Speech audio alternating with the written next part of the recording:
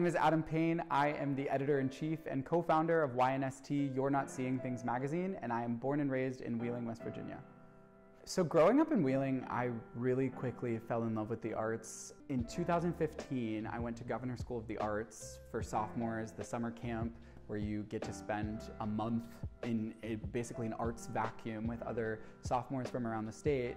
Every single night they have a performance slotted where you get to meet a working artist and working performer in West Virginia. And I was like, okay, you don't have to leave to do what you want to do, because there's so many people already here, already doing it. So when I went to WVU, I joined this club, which was called Ed on Campus, which was about folks that had an interest in magazine style of writing, which I honestly did not have a lot of experience with, but it seemed like the type of journalism I liked. Like, it was creative, it was pop culture, it was artistic. So it really was something that I just completely fell in love with. And as we were all gearing up to graduate, we just didn't want to let our passion die. So we decided to completely start over, and we learned the entire process again with YNST. And it's just incredible because I'm still working with this group of friends that I've had now for 5 or 6 years.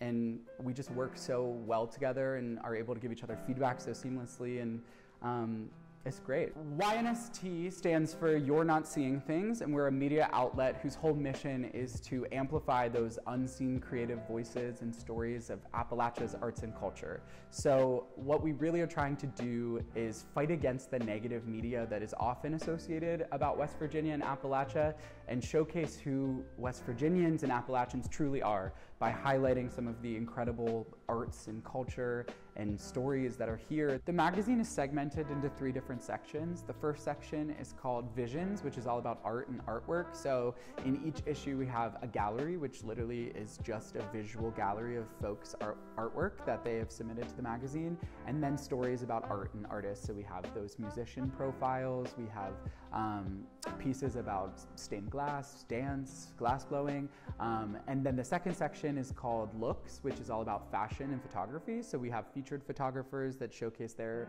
photography in a gallery style, and then also some emerging fashion that's happening in Appalachia. That's one of the sections that excites me the most, because I think oftentimes that's like the last thing that people think of when they think of West Virginia or Appalachia is fashion. So we have been really trying to find those emerging designers. And then the final section, which is usually the longest, is called Perspectives, all playing on the name You're Not Seeing Things. They're all types of seeing, but Perspectives is all about culture and commentary and creative writing. So that's where we get into some of the more poetic pieces, some of the creative essays, but also just the stories about the culture that's here in Appalachia. So we've had food, we've had influencers, we've had young change makers, anything that is making up this vibrant culture that's here in Appalachia. We try to keep our creative process as open and community driven as possible. So we take open calls and open submissions from anyone in the Appalachian region, all the way from New York to Georgia. And we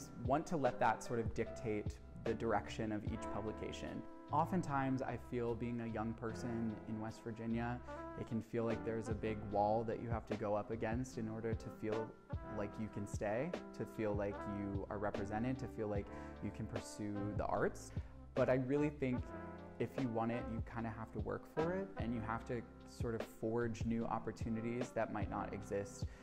If you don't see something represented, you might have to do it yourself, and you might learn that that is kind of like the funnest part of the journey.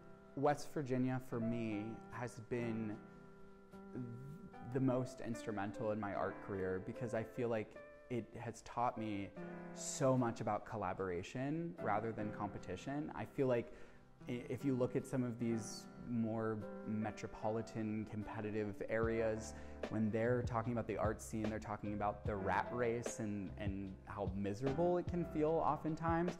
But I've found that here in West Virginia, like, the amount of folks that have reached out to us about collaborating and creating opportunities has been second to none. And I feel like that is something that even on stage, on film sets, like, all of my art career has been about collaborating and uplifting others.